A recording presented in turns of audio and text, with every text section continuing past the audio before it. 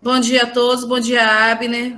Mais uma vez, muito obrigada a todos vocês por estarem aqui presentes, participando.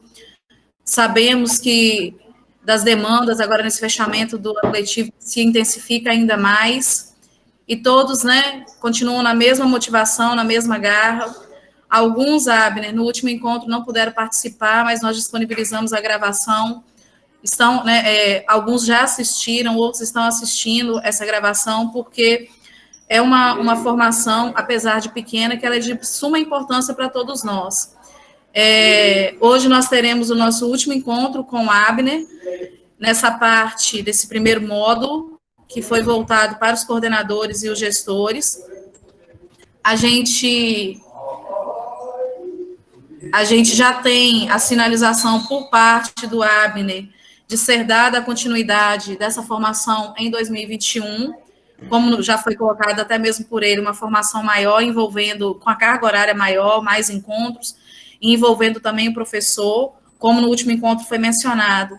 É de suma importância que os professores participem dessas discussões sobre o IDEB, que eles compreendam o IDEB como uma ferramenta que vai possibilitar a aprendizagem, e não simplesmente como algo que vai mensurar o que é feito simplesmente para poder testar a qualidade do processo educacional ou não. Enfim, espero que o dia amanhã de hoje seja tão produtiva quanto todas as outras 3 que tivemos. E, Abner, está com você a palavra, fique à vontade. Tá bem, muito obrigado, Janaína. Preciso de uma confirmação de vocês, se vocês me ouvem bem. Coloquem no chat ou respondam aí no áudio, se todos me ouvem bem. Ótimo, então vamos continuar. Primeiramente, agradecer, né, novamente a todos e todas aqui presentes. Agradecer a Prefeitura de Mucuri, agradecer a Janaína, que ajudou a organizar esse momento que a gente teve de discussão até agora.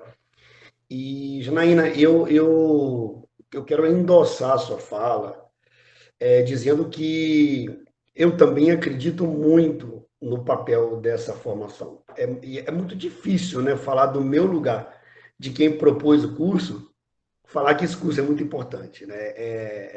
Chega a ser constrangedor falar uma coisa dessa. Mas eu fico à vontade em dizer que não é o curso que é importante, é o tema, tá? É entender o tema. Como você falou, a impressão que nós temos em geral, né? Que os gestores públicos, os gestores educacionais, os profissionais da educação e principalmente a mídia tem do IDEB de avaliações externas é absolutamente distorcida. Absolutamente distorcida. Eu tenho certeza que todo mundo aqui na área de atuação já vivenciou algum momento em que ele viu a mídia, né, um jornal, na televisão, uma novela tentando ensinar, não compreendendo muito bem a, as ideias da área que você conhece. Eu não estou com isso querendo fazer uma propaganda contra a mídia, não. Ao contrário. Eu acho que a instituição democrática mais forte que pode existir é o instrumento midiático. Tá? Então, assim, acho que televisão, jornais, notícias sérias da internet, eles são um colosso da democracia. E garantir a liberdade de expressão desses instrumentos é garantir a democracia. Mas nem sempre eles contam com os recursos para fazer uma compreensão profunda dos processos, como nós que somos, que tratamos daquele problema diariamente. Então, eu tenho certeza que cada um na sua área de interesse já percebeu alguma coisa que foi equivocada para a televisão. E isso é muito comum acontecer com o IDEB. Né? É muito comum acontecer com avaliações externas, e eu vejo, por exemplo, ideias de que o Brasil vai cada vez pior nas avaliações, né? Quando envolve o PISA e etc. Isso não é uma verdade. O Brasil avançou muito na qualidade da educação nos últimos anos, principalmente no quesito democratização do ensino.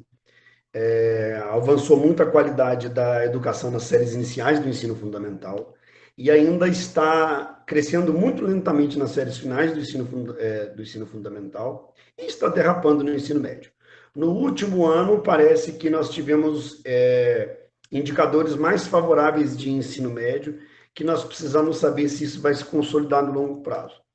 Mas fato é que não é tão tenebroso assim como se pinta. E o mais importante, resolver o problema da educação no país, melhorar as condições de educação no país, é um desafio mais fácil de ser alcançado do que a gente imagina. É mais possível transformar a educação no Brasil em uma educação de alta qualidade do que a maior parte das pessoas supõe. As pessoas, a maioria realmente acha que nós estamos em um quadro catastrófico e não estamos. E tornar a educação que nós temos, que pode melhorar muito, em uma educação de elevada qualidade, é muito mais fácil do que a maioria das pessoas supõe. Pois bem, diante disso, então, eu desejo as boas-vindas a todos e a todas que já chegaram. Dou o meu bom dia também, que já dei por escrito no chat, e faço questão de falar aqui, né, em voz também, para acolher a todos. E eu quero apenas fazer um pedido que, na medida do possível, eu sei que vocês estão, a maioria, em serviço, né? De vez em quando eu posso ver um ou outro colega que a Câmara habilita, e eu posso ver que vocês estão nas escolas, muitas vezes, né? Ou na secretaria, enfim, estão trabalhando de alguma forma fora de casa e às vezes aparece alguém, uma demanda urgente e tal. E eu pediria para que nesse momento de discussão de hoje, a gente conseguisse concentrar a atenção aqui. Se acontecer uma demanda que não seja de fato urgente, que se peça a um colaborador, que se peça a um parceiro, fala, até às 11, segura até às 11 para mim, porque nós estamos na discussão final aqui do tema que a gente está tratando no curso. E de preferência que ele seja feito num computador. Quem acessou pelo celular, se puder aí providenciando uma forma de acessar também pelo computador, porque nós teremos uma atividade que será feita colaborativamente hoje, que é mais interessante que ela seja feita no computador, viu?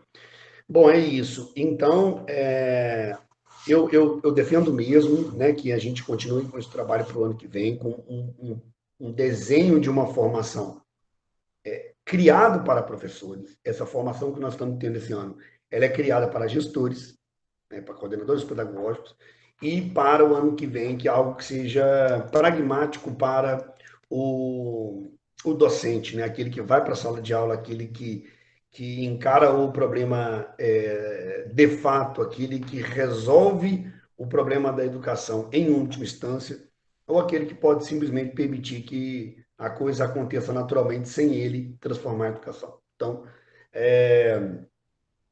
a formação na sala de aula para professores é fundamental, é imprescindível para a Mucuri continuar avançando nos resultados que ele já tem alcançado até aqui. Viu? O tema central do encontro de hoje, depois no primeiro encontro, nós temos tratado de avaliações como um todo, né? Entendermos aquelas avaliações como elas são distribuídas, diferenciar o que é o exame de uma Olimpíada e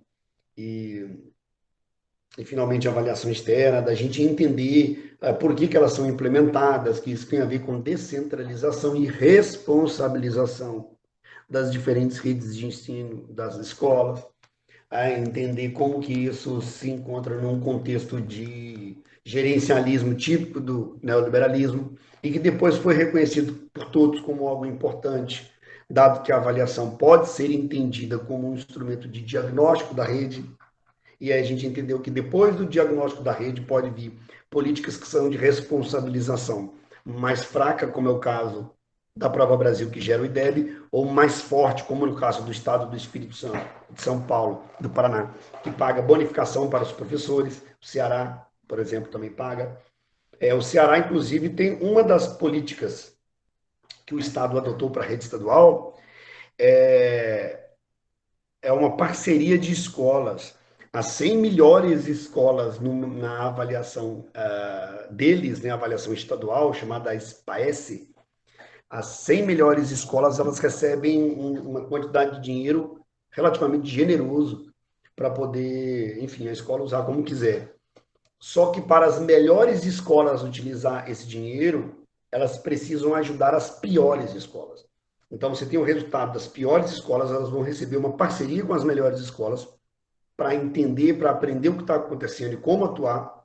E aí, se elas melhorarem os resultados, aquelas primeiras escolas e elas ganham essa bonificação. Então, é uma forma de responsabilizar as escolas pelos resultados dela. Uma forma de avaliação com responsabilização forte. Depois a gente viu sobre o IDEB, né, a composição do IDEB, como ele é feito, como ele é composto e tudo mais. O peso, a importância do fluxo, a importância do resultado educacional. E a gente viu no último encontro sobre a estrutura da avaliação, né? A gente viu sobre o que são descritores, o que é uma matriz de referência, né? O que são as habilidades previstas ali, a medida de proficiência presente na avaliação e tudo mais. Então, a gente fez uma compreensão bastante ampla e até detalhada sobre os mecanismos de funcionamento do SAEB e do IDEB. Então, quer dizer, a gente sabe hoje o que nos espera na prova e, a partir daí, como isso é calculado para gerar esse indicador. Então, a compreensão que ficou na conclusão do último encontro é que não adianta burla, não adianta tentar manipular resultado. A avaliação ela é muito eficaz para saber se os nossos alunos estão se desenvolvendo, se os nossos alunos estão aprendendo. E, portanto, a melhor forma de desenvolver as medidas da Prova Brasil e, consequentemente, o IDEB é, sem dúvida nenhuma, garantir a aprendizagem de todos. Então, a melhor forma de avançar indicadores é avançar qualidade da educação. Pronto. Por quê? Porque o indicador mede a qualidade da educação. Então, se nós, desde muito cedo, entendêssemos isso, talvez seria mais fácil trabalhar, até porque a gente começa a entender o que de fato é qualidade da educação. Né? Agora, depois de mais de 30 anos, né, de democratização, né, 30 anos de democratização no Brasil, a gente começa a entrar em um consenso do que seja a qualidade da educação, né? Do que seja a garantia de que os alunos aprendam o básico, pelo menos isso. E aí a gente começa a conversar. O que a avaliação vai cobrar? O que o indicador vai indicar? O que nós precisamos ensinar? Ora, até muito pouco tempo atrás não temos, e no último encontro nós vimos que nós começamos a construir no Brasil algo que vai alicerçar, né, os currículos, a Base Nacional Comum Curricular. Então, nós reconhecemos que todos os alunos têm que saber, no mínimo, o que está na base, e aí, a partir daí, nós começamos a ensinar o que está na base. E o que está na base deve conversar com o que está nas avaliações. Se os nossos currículos dialogam com a base ou partem da base como estrutura principal, os nossos currículos tendem cada vez mais a dialogar melhor com as avaliações. Então, nós vimos no último encontro que cada vez mais os nossos sistemas de ensino vão entendendo a BNCC e propondo um currículo a partir daí, reconhecendo os direitos de aprendizagem dos nossos estudantes, a gente tem um currículo muito mais coerente com aquilo que vai ser tratado nas avaliações. E entendendo que não adianta ensinar para poucos, que ensino de qualidade para poucos, na verdade, é privilégio e não direito. A gente trata a educação como direito quando a gente olha para os alunos que não estão aprendendo e garante que aqueles alunos aprendam o básico. E é este o grande fundamento, como a gente viu no último encontro, de avançar no IDEB, de avançar nas avaliações. Como? Garantindo que todos aprendam, olhando para os estudantes que estão ficando para trás.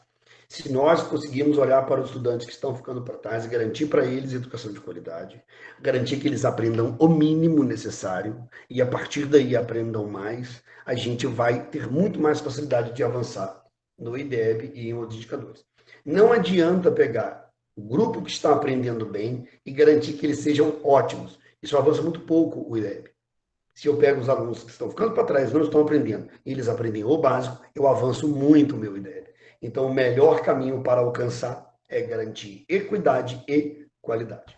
Vou deixar novamente aqui no chat a lista de presença, para que quem ainda não preencheu hoje possa entrar aí e assinar a lista de frequência. E pedir novamente a todos, né? Algumas pessoas entraram depois do meu pedido, que, por favor, tentem permanecer hoje o máximo de tempo possível na formação, e não se dispersar, mesmo que eu entenda que essa dispersão é originada por uma demanda importantíssima da escola ou da secretaria, o que quer que seja, este momento de estar junto aqui é muito importante e o foco, a atenção, a concentração durante todo o desenvolvimento da ideia é muito importante.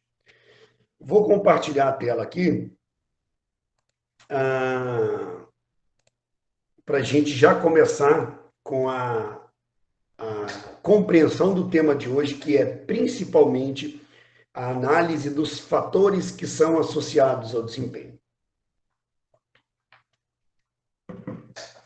A gente aprendeu, né, a gente discutiu nos últimos encontros que essas avaliações elas medem o desempenho e que a melhor forma de garantir um bom desempenho na avaliação e do IDEB é garantindo a aprendizagem do básico e tudo mais. Mas hoje nós vamos ver que existem determinados fatores que são associados ao desempenho.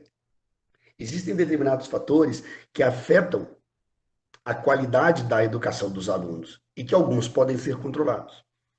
A gente, de uma forma muito inocente, baseado em pressupostos educacionais muito tradicionais, é comum achar que toda escola é igual, que toda secretaria de educação é igual, que todo município é igual, e aí basta você ensinar e os alunos aprendem e eles se desenvolvem. E com o tempo a gente vai ver que não é bem assim, né? Que algumas escolas, com pouco esforço do grupo de professores, da equipe gestora, aqueles alunos avançam muito, aprendem com muita facilidade, todos ali têm gana, todos querem aprender, os pais estão sempre presentes na escola, e os alunos têm diferente resultado. E em outras escolas, os professores fazem um esforço enorme, os alunos faltam muito, eles não fazem dever de casa, eles não participam da aula, eles não fazem a tarefa, os pais não vão à aula, e aí os resultados educacionais não são satisfatórios, por mais que haja envolvimento, por mais que haja esforço dos professores, né? Então, a gente sabe que existem fatores que influenciam no resultado da educação, e que não é simples assim. É só pegar o conteúdo e ensinar que os alunos vão aprender e vão tirar nota boa. Não é simples assim. Esses fatores que afetam o desempenho educacional, eles são de diversas dimensões. Alguns deles estão associados à escola, outros não estão, né? Hoje, a literatura acadêmica sobre desempenho educacional e fatores associados, e aí eu posso citar talvez o maior pesquisador sobre o tema no Brasil, é o professor José Francisco Soares, da Unicamp, que ele já foi, inclusive, presidente do INEP e tudo mais, que ele defende, né, uma ideia muito aceita no universo do desempenho educacional medido por essas avaliações, é que existem principalmente essas três dimensões. A primeira dimensão é essa aqui, não é? Que é a família, as características da família, elas afetam o desempenho educacional. Então, não tem como negar que características familiares vão afetar o desempenho dos estudantes. Daqui a pouco a gente vai ver alguns exemplos, mas é muito comum saber, não é, que em contextos onde a família participa muito da escola, o resultado dos estudantes é maior, né? Se uma reunião convocada para a escola, todos os pais participam, principalmente aqueles alunos que estão ficando para trás, né? Os pais vão à escola e tudo mais, o desempenho da escola é melhor. A gente fez uma pesquisa com resultados do Espírito Santo e constatou que na região, da chamada região serrana do estado, né, que tem colonização italiana, principalmente, alemã, entre outras colonizações que tivemos lá, de provenientes da Europa, é muito comum que os pais participem da escola ativamente. E aí você tem resultados educacionais muito superiores a escolas, por exemplo, da capital, onde a participação dos pais na escola é muito pequena. Então, quer dizer, características da família são muito importantes, né? Não só a família participar da escola, mas características típicas daquela família. Vou dar um outro exemplo. A escolaridade dos pais. Se os pais dos alunos são analfabetos, a dificuldade que aquela escola vai ter para poder alfabetizar aqueles alunos, para fazer com que aqueles alunos avancem e tudo mais, né, para que alcancem resultados educacionais na Prova Brasil satisfatórios, é muito mais difícil. Agora, se os pais dos alunos têm curso superior, em média, a tendência é que aquele aluno vá bem na escola.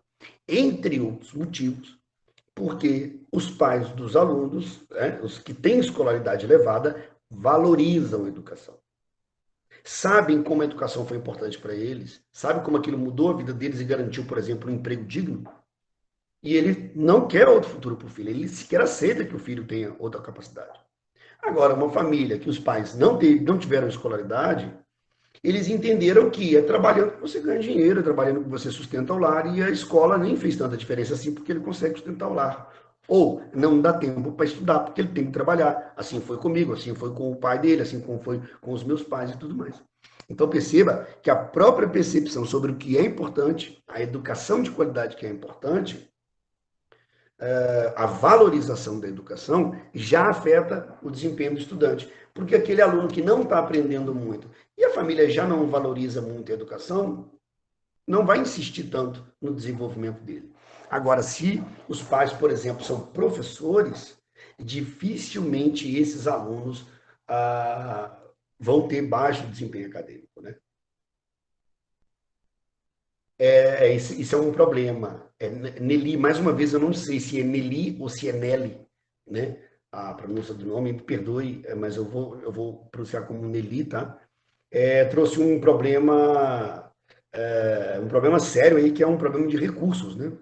Como que a gente faz para poder balancear essa equação? Como alcançar qualidade, como avançar na melhoria da educação com precariedade de recursos, né? Por exemplo, o Fundeb, né? Se você teve um corte no Fundeb, como você vai ter avanços educacionais? Essa questão do orçamento, nele é uma situação muito delicada mesmo, tá? De fato, ela afeta a qualidade da educação, não numa proporção direta, tá? Ou seja, se eu dobro os recursos para a educação, eu não vou dobrar a qualidade do ensino, eu não vou dobrar a nota do IDEB, não. Existe uma melhora pela facilidade que se tem de ter mais recursos. E, para além de pensar em qualidade da educação, eu defendo a ideia de que financiar a educação é garantir, no mínimo, o exercício da educação. Não é nem falar em qualidade, é falar em garantia de execução. É um tema que a gente pode discutir numa outra oportunidade, especificamente sobre financiamento da educação, mas tem razão em dizer que isso afeta sim, tá? Então, além da família, com todas essas características que eu trouxe aqui, que afetam o desempenho acadêmico dos alunos, então, essas avaliações externas, elas têm, além do aluno preencher aquele caderno de questões, né, respondendo à Prova Brasil, ele também responde um questionário socioeconômico.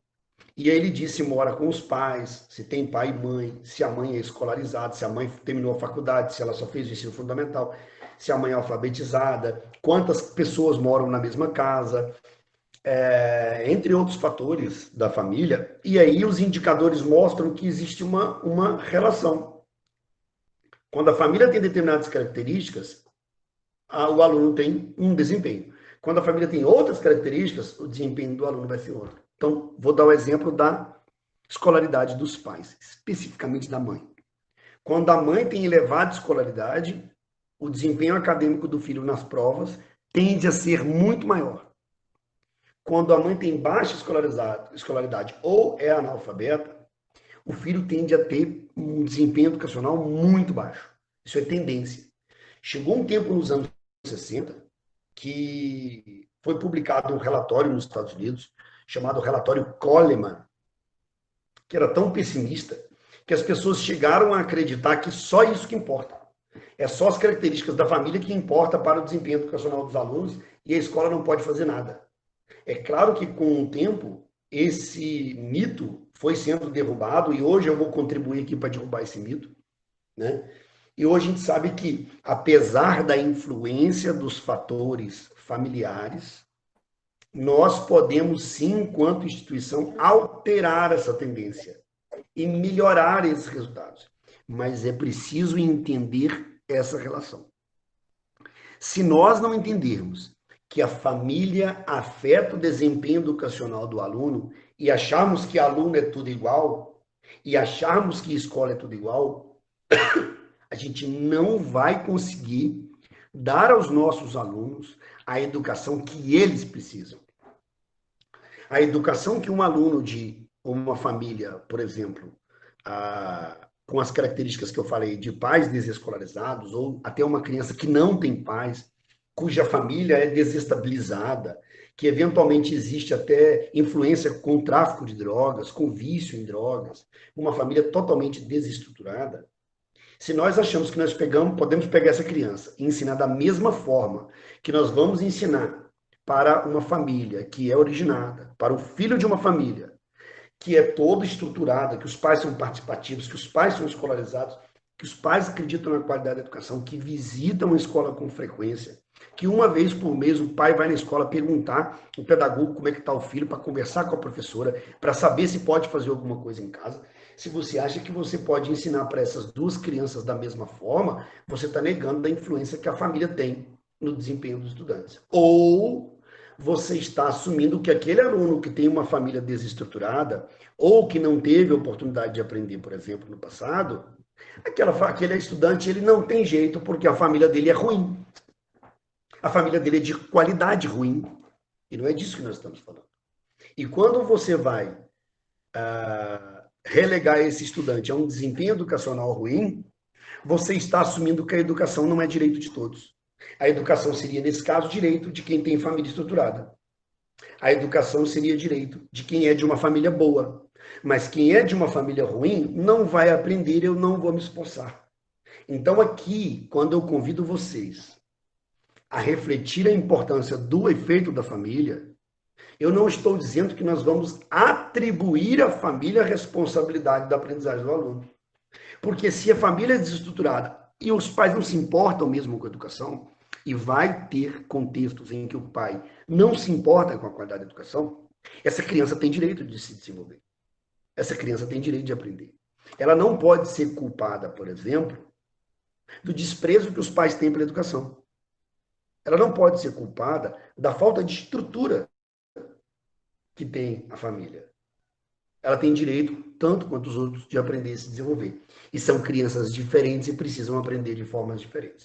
Por favor, qualquer dúvida, qualquer pergunta, qualquer opinião que quiserem expressar, fiquem à vontade em usar o chat. Tivemos uma mensagem aqui. Não é um contrassenso as políticas de bonificação desconsiderar isso. É claro que é, Cecília. Elas não são só um contrassenso. Elas são criminosas. Políticas de bonificação que pegam só os melhores resultados e desconsideram a ligação direta, imediata, que existe entre família, características familiares e resultado escolar, essas políticas estão cometendo um crime. Elas estão sendo cruéis com aquelas famílias que não tiveram a mesma oportunidade do que as famílias de classe média, as famílias organizadas e tudo mais. E imagine você, um docente, que fala assim, poxa, eu vou trabalhar numa escola de periferia, porque naquela escola de periferia eu vou fazer mais pela vida das crianças. Né? Eu posso transformar vidas que estão praticamente perdidas pela falta de estrutura que nós temos ali. E aí você trabalha numa escola dificílima, que não tem participação dos pais, que os alunos não querem estudar porque não há uma cultura familiar, nós chamamos isso de capital cultural. O aluno não traz para a escola uma base, por exemplo, um apreço pela leitura, conhecimento sobre o mundo. Né? E aí você quer trabalhar nessa escola para ajudar essa criança que está numa situação precária e o Estado enquanto poder público, né, seja município, Estado ou não, fala assim, o resultado dessa escola foi muito ruim, eu não vou te dar bônus, não. Agora, aquela escola ali, ó, que fica no centro, que é frequentada por classe média, que os alunos têm famílias estruturadas, que o pai, né, garante para o filho TV por assinatura, garante um pacote de internet, garante programas para o filho poder aprender, até aula extra na internet, paga para o aluno aprender, que o pai fala sobre cultura geral, que o pai conversa sobre história e geografia, que os cálculos matemáticos são uma realidade, que a mãe é uma leitora voraz, né? Ela devora livros e tudo mais. Aí eu falo assim, olha, esses alunos dessa escola aprenderam muito. Então os professores vão receber um bônus. Isso faz sentido? Isso não faz sentido nenhum. Cecília, especificamente no caso do Espírito Santo, lá eles criaram um indicador chamado Indicador de Esforço da Escola, IEE. O meu trabalho de pesquisa, inclusive, trata do IEE, e aí ele considera essa escola que é frequentada por alunos com essa característica. Então, se ela alcançou esse desempenho, é um ótimo resultado para o que se esperava para esses estudantes. E o contrário também. Olha, o resultado dessa escola foi bom, porém, esperava-se a influência da família. Então, embora o resultado tenha sido bom, poderia ter sido muito melhor, não foi tão bom não. Esse professor vai receber um bônus de desempenho menor do que aquela escola com família. Embora o resultado tenha sido bom, poderia ter sido muito melhor, não foi tão bom não. Esse professor vai receber um bônus de desempenho menor do que aquela escola com família desestruturada, tá? Então, assim, existem políticas que tratam disso. Não dá para você comparar, por exemplo, um município do interior de 50, 60 mil habitantes, comparar com uma periferia de Salvador, periferia de Vitória. Como é que você vai falar que, embora os alunos sejam, por exemplo, mais pobres, em uma cidadezinha do campo, mais afastada do centro de Mucuri, você acha que eles moram na mesma condição socioeconômica, nas mesmas condições de privação de elementos culturais, de valorização do conhecimento, do que um jovem que mora numa periferia do Rio de Janeiro, periferia de Salvador e de Vitória? São condições completamente diferentes. Então, são vários fatores familiares que precisam ser considerados. Entendeu? Então, sigamos aqui com a análise que a Cecília ajudou a gente a fazer aí, né? Que é preciso considerar todos esses fatores, mas atenção, é preciso que nós consideremos também. É preciso que a Secretaria de Educação considere que alunos com famílias mais estruturadas, com pais escolarizados de classe média, tendem a ter resultados educacionais melhores. E famílias alunos originados em famílias de baixo nível socioeconômico, com famílias desestruturadas, com pais desescolarizados, tendem a ter desempenho educacional pior. Então, vamos dar uma atenção maior para essas escolas, vamos dar mais recursos para essas escolas, vamos colocar ali os melhores, os mais capacitados gestores, vamos pegar os gestores daquela escola e capacitá-los ainda mais para lidar com aquele público muito específico. Então, quando eu falo que na escola a gente tem que olhar para os alunos que estão ficando para trás, aqui, hoje, eu estou convidando a todos a entender que nós precisamos olhar para as escolas de acordo com seus contextos familiares. E, para além disso, acompanhando a seta, para as características do aluno. A família afeta? A família afeta. Mas também o aluno afeta. Existem características que são particulares.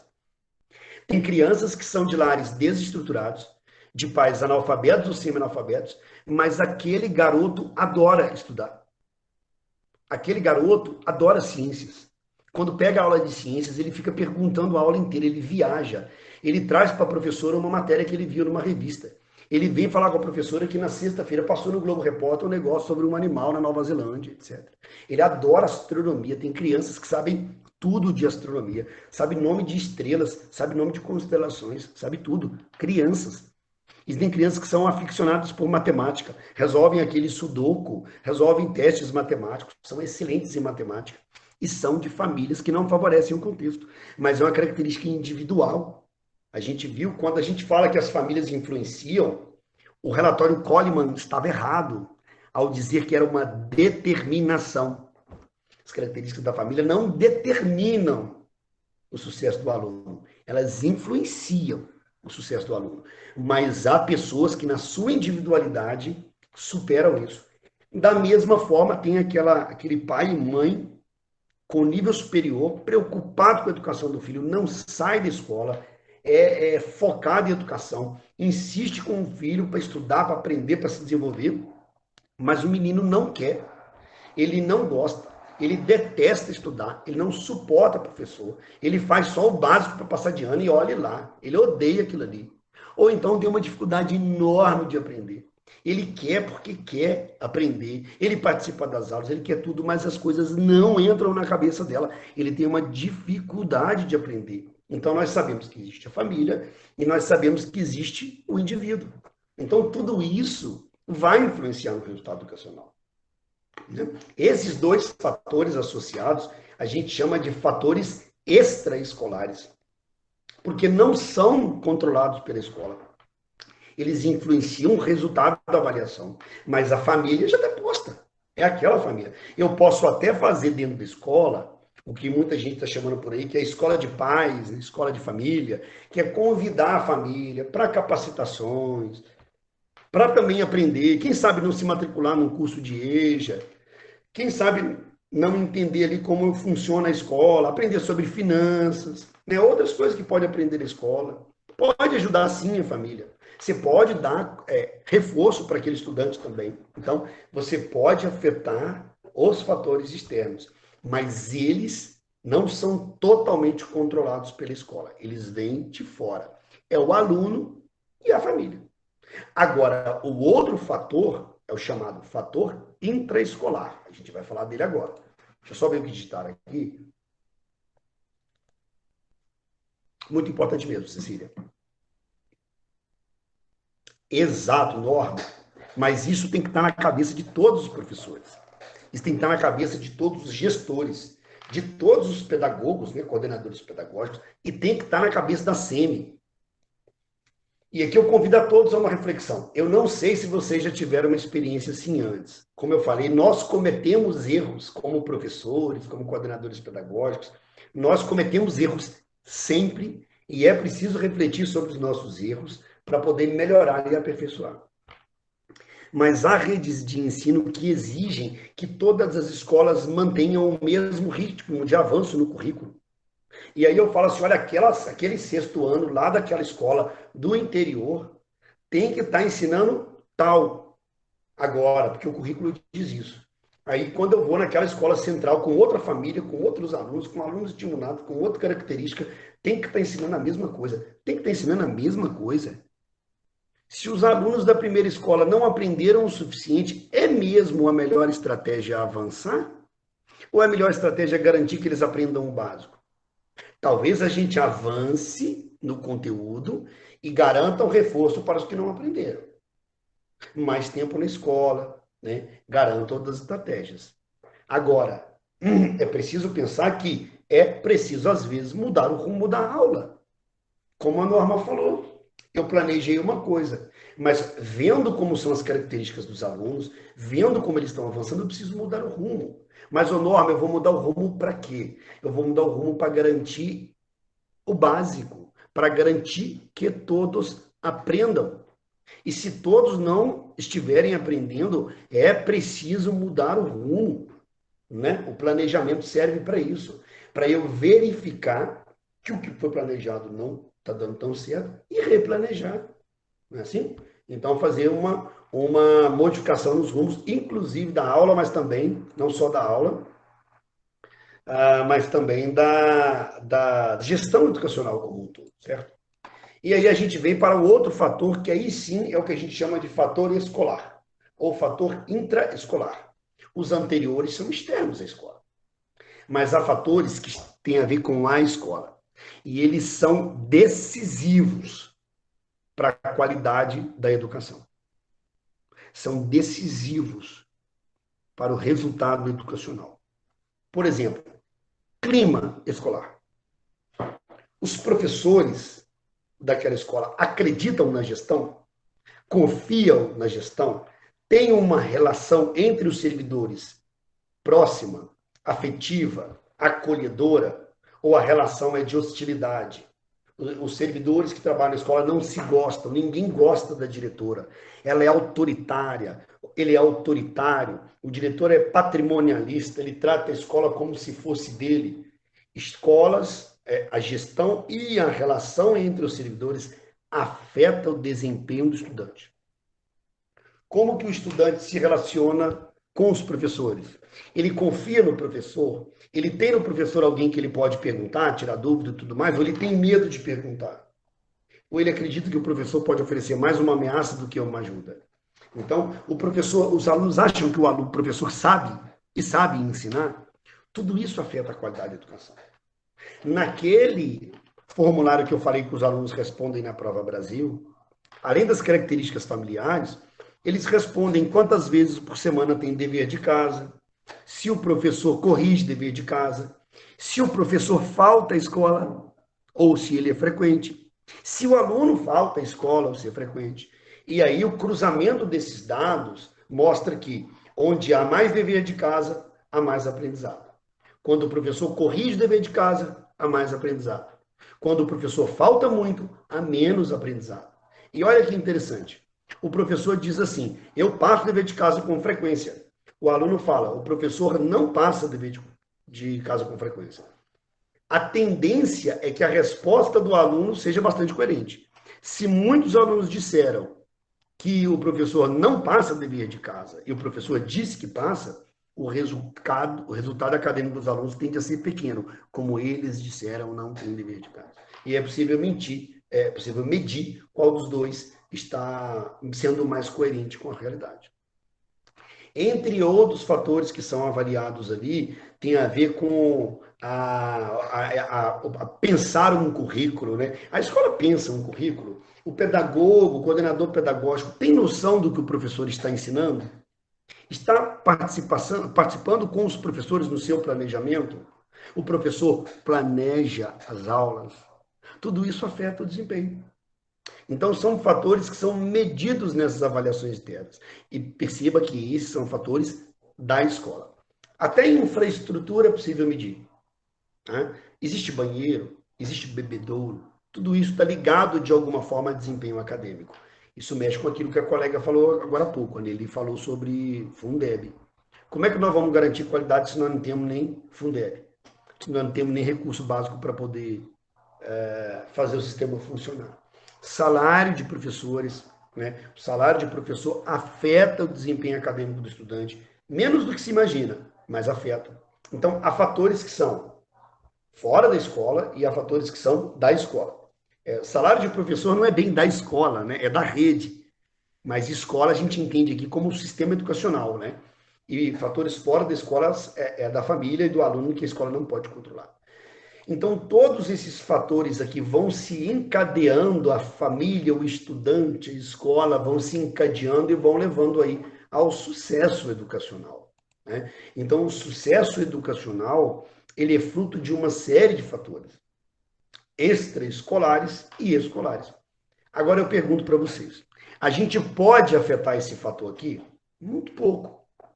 Muito pouco. Pode fazer escola de professores, escola de pais, pode convidar os pais, tentar sensibilizar eles, ajudar de alguma forma, mas a maioria dos fatores da família não tem como mudar.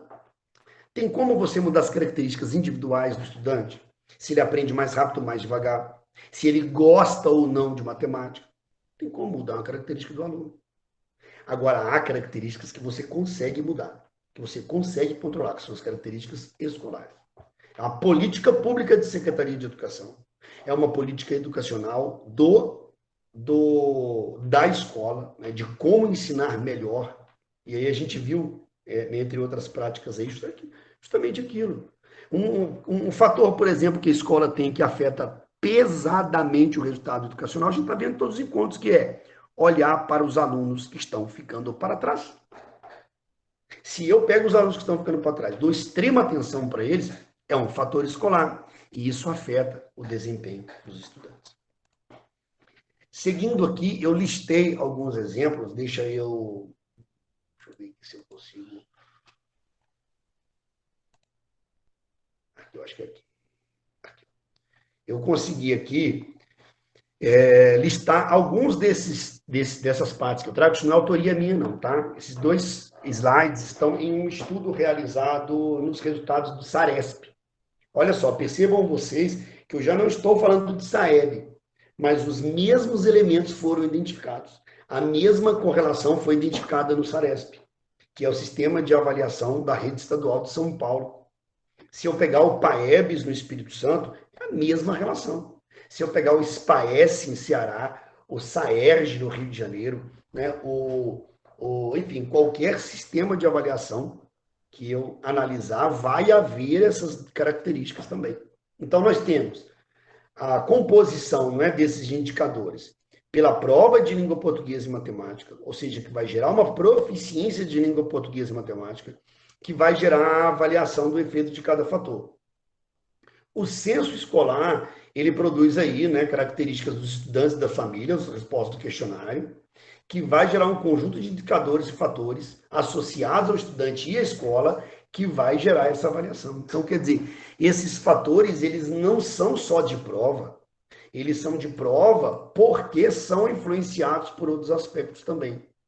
Veja aqui, por exemplo, aqui nós temos esse gráfico, né, de desempenho escolar, e quais são os fatores que estão ligados a isso. Por exemplo, quando o aluno iniciou, ele começou no primeiro ano do ensino fundamental ou ele chegou a fazer educação infantil? Se o aluno fez educação infantil, o desempenho escolar dele é 2,7% maior do que quem começou no primeiro ano. Se a qualidade da escola, né, aquele clima da escola que eu falei, todos os aspectos de qualidade, se é muito ruim, ele tem um desempenho, se a escola já é regular, e nós não estamos falando de ótima, já tem 8,9% de influência a mais no desempenho do estudante. O nível de bullying, 10,3%. Se há alto nível de bullying, o desempenho acadêmico dos alunos, ele despenca 10 pontos. O nível de relacionamento escolar, né? Como funcionam as relações dentro da escola, são agressivas, são amistosas, são afetuosas. Há tolerância para a violência. Quando há tolerância para a violência, o desempenho educacional da escola desaba. Quando a escola tem apreço pela paz e pela tolerância, o desempenho educacional aumenta. Quando violência escolar não é tratado com violência por parte da gestão, mas é tratado com conscientização, é tratado com estratégias para diminuir a violência, né? Com planos de ação, com planos de intervenção, com políticas para diminuir a violência e não somente punir o aluno, né?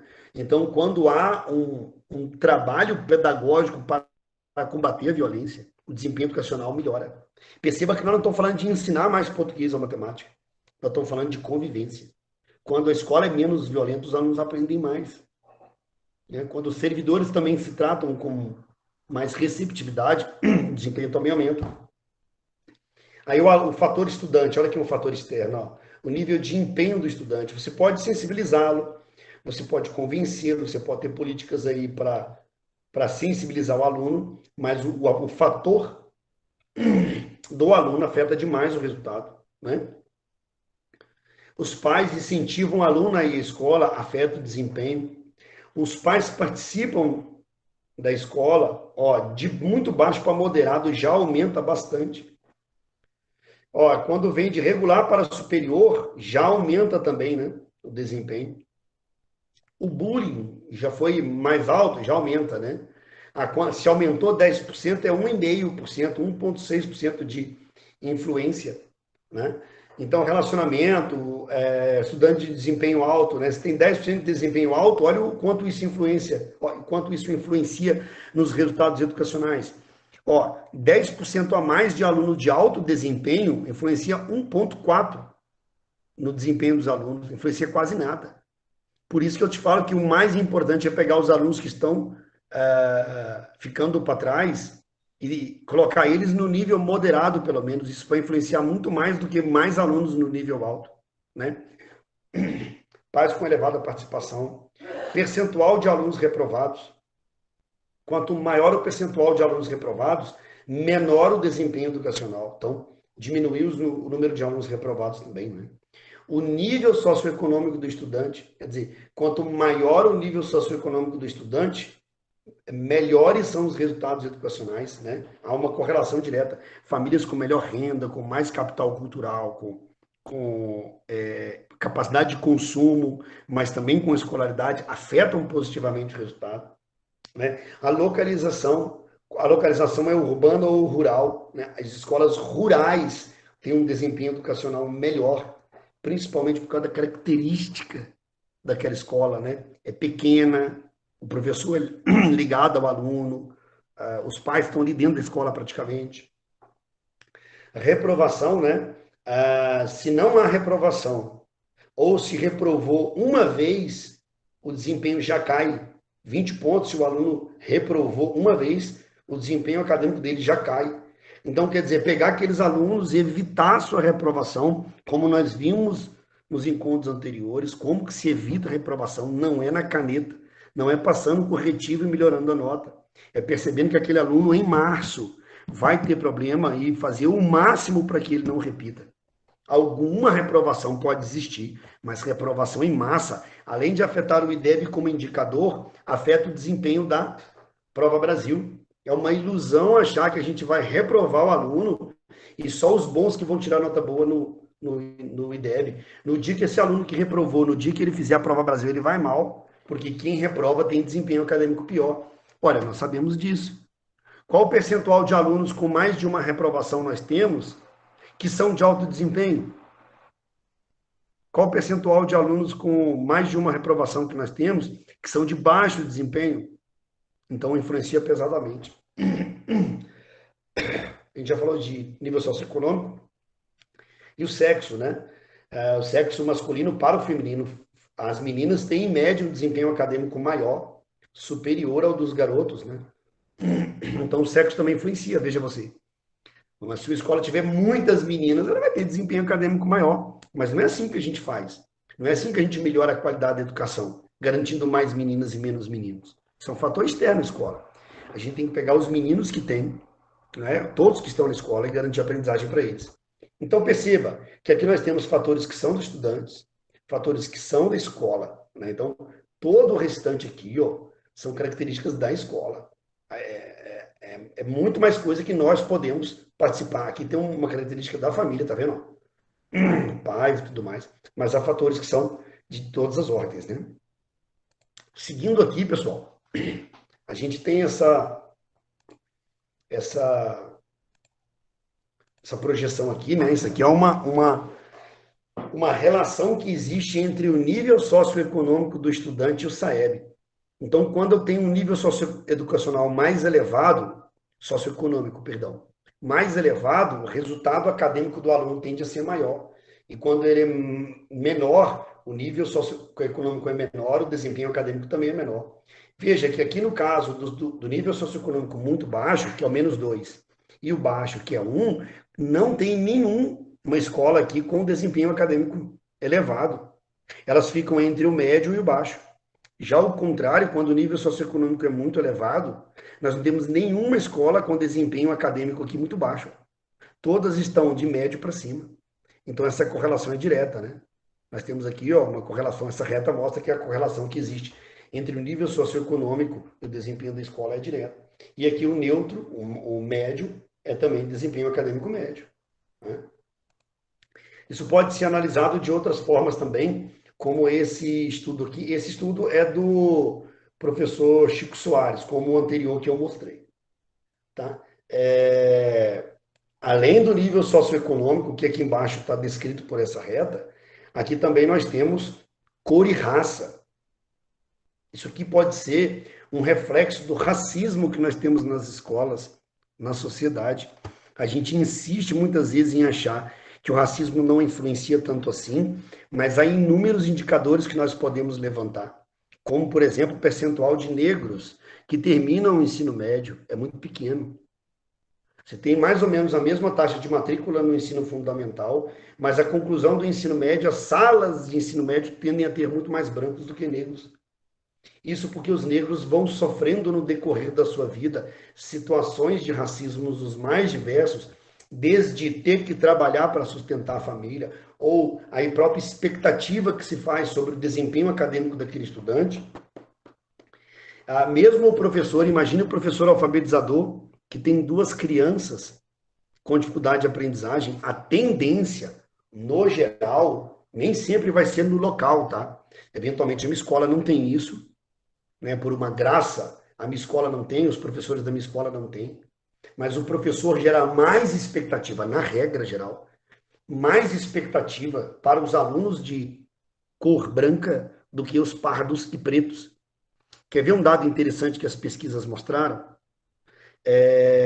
No SAEB, o caderno socioeconômico, Ele mostra o percentual, né? A criança se identifica, ou o adolescente se identifica como preto, pardo ou branco. Tem até uma dificuldade de entender o que é preto ou pardo, nessa linguagem do IBGE. Na minha opinião, ela é muito ruim. Ela deveria ter uma nomenclatura que facilitasse mais a compreensão. Mas, digamos, as crianças que se autodeclaram negras nas provas, ou que a própria escola declara o percentual de negro existente naquela turma. E aí tem uma pergunta que é feita no questionário do professor, que faz a pergunta assim para ele: você acredita que qual o percentual de estudantes, de alunos seus, irão concluir o ensino médio, irão entrar para a faculdade, serão bem-sucedidos, terão renda e tudo mais? A triste conclusão dos estudos é que quanto maior o percentual de negro das turmas, menor a expectativa do professor. Quando uma turma tem mais alunos brancos, a tendência é que o professor marque que mais alunos irão concluir a graduação. Isso não sou eu que estou falando, tá, gente? Isso não é uma impressão do Abner. Isso são estudos baseados em questionários respondidos pelos professores e pelos alunos. E isso não é consciente. O professor não fala assim, e aquele ali é negro, não vai dar em nada. Não é isso. É inconsciente. O fator raça é determinante para o desempenho acadêmico do estudante. Veja, em todos os estratos sociais, em todos os níveis socioeconômicos, o desempenho acadêmico de negros, representado pela linha mais escura, o desempenho acadêmico de brancos, representado pela linha mais escura, é superior ao de negros, principalmente de pretos. Né? Então, nós temos aqui uma diferença racial no desempenho acadêmico. E eu posso te garantir com toda certeza, a diferença racial que existe no desempenho acadêmico ali não é por incompetência individual. Não é que esses sujeitos são incompetentes porque são negros. Óbvio que não. Isso é gerado principalmente pela expectativa que a escola, o professor, o coordenador pedagógico e a secretaria faz daquele aluno, do desempenho acadêmico daquele aluno. Se ele vai ou não ter desempenho acadêmico satisfatório, eu vou ensinar com mais afinco, com mais dedicação, dependendo de como eu tiver na minha mente uma expectativa para aquele aluno. Eu dou sempre um exemplo em sala de aula para os meus alunos quando eu converso com eles. Eu também sou professor do ensino fundamental, sou professor de geografia, e um dos temas que nós ensinamos é população brasileira. E aí eu estava explicando para os meus alunos, todos vocês já devem ter notado que eu tenho a voz rouca. E eu tenho a voz muito rouca, principalmente porque eu tenho um problema vocal chamado leucoplasia. E aí eu fiz um tratamento com um médico em Vitória, um senhor já septuagenário, tem seus 70 anos, um senhor alto. E eu fiz tratamento com ele por 3 anos, e eu contava para os meus alunos como era cada consulta, né? Que eu cheguei lá, ele inseriu um instrumento para fazer uma videolaringoscopia e etc. Eu explicava tudo para eles. E ao final da explicação, num belo dia, numa aula de geografia sobre população, eu perguntei quantos alunos da sala pensaram, quando eu me referia ao meu médico, em um médico negro. E quantos fizeram a imagem mental de um médico branco? Naquela sala, ninguém fez a imagem mental de um médico negro. Todos pensaram em um senhor septuagenário, alto e branco. E a pergunta que eu faço é, por que nós imaginamos médicos brancos? Se eu fosse, ao contrário de falar de uma consulta médica, falar com os meus alunos que ontem à noite um gari foi pegar o lixo em frente à minha casa, e ele derrubou tudo, e aquilo foi na calçada, e ele demorou um tempão para pegar aquele lixo. Uma parte considerável dos alunos vai pensar em um gari negro, embora outros também pensem em um gari branco. Mas o médico, ninguém pensou no médico negro.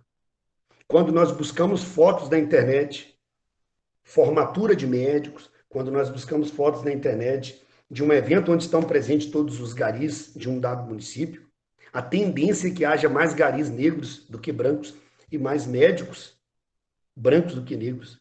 Até entre o magistério, entre professores, há mais professores brancos do que negros. mesmo em estados com maior população negra, como é o caso da Bahia, mesmo em cidades onde predomina a população negra, como é Salvador. Há mais servidores dentro do Instituto Federal Baiano, pardos e brancos, do que negros. Muito embora haja uma cota para entrar no IF baiano de pretos e pardos, há muito poucos que são pretos, a maioria são pardos e brancos. Uma maioria esmagadora, coisa de 85%. Isso tudo reflete que raça também influencia o desempenho socioeconômico. Desculpa, influencia o resultado educacional, independente do nível socioeconômico. Em qualquer extrato do nível socioeconômico, o desempenho acadêmico é diferente. E eu vou insistir, isso não é uma característica do indivíduo. Lembra que a gente disse que existem características familiares e individuais e da escola? Isso é mais um fator da escola, da rede, do que do estudante. A característica dele é ser negro. Mas o que vai mudar o fator é o racismo. É a forma como ensinamos. E a forma como essa criança também vê. Porque se os professores dela são brancos, se os médicos lá do postinho, a enfermeira do postinho, se todo mundo que ela conhece é branco, eventualmente ela vai ver uma pessoa bem posicionada do ponto de vista social, do ponto de vista econômico e das profissões que são ambicionadas, que é negra, que a maioria é branca. Como que essa criança vai gerar expectativa para a vida dela? Não é? Então, o que eu procuro sensibilizar aqui hoje é que há fatores que nós não podemos controlar, mas nós precisamos assumir que esses fatores existem e nós precisamos pesadamente influenciar pelos fatores que nós conseguimos controlar. Vou mostrar por último um texto para vocês aqui, deixa eu ver aqui, ó, da Fundação Lehman, não é? Eu já mostrei para vocês o QEDU no primeiro encontro, para vocês acessarem, verem os resultados de DEB, verem resultados de fluxo, verem resultados de avaliação, compararem tudo mais. E aí, eu vou apresentar um outro aspecto agora, já levantado pela Fundação Lehman, que é muito interessante. Antes de continuar esse material, me permita lembrar de algo que é muito importante para a nossa formação.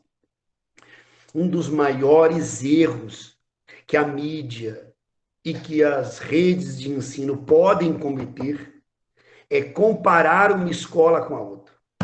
E hoje eu mostrei por quê.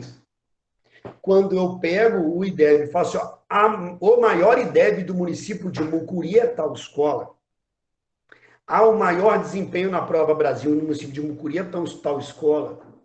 Sabe como? Ou como a mídia faz o ranking, a melhor escola do estado da Bahia. Que lógica tem isso?